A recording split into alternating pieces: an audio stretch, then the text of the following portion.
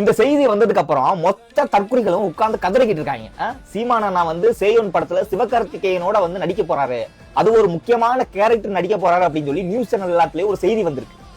இந்த செய்திக்கே இந்த கதறாங்களே, என்ன கேரக்டர் என்ன ஆக போறான்னு தெரியல. எல்லா தற்குறிகளுக்கும் இப்பயே சொல்லிக்கிறேன், ஆளுக்கு ஒரு ஜெலிசில் பாட்டில வாங்கி வச்சுக்கோங்க. சீமானா அந்த சேயோன் படத்துல பிளாஷ்பேக்ல முருகரா சீமானா தான் நடிக்க போறாரு.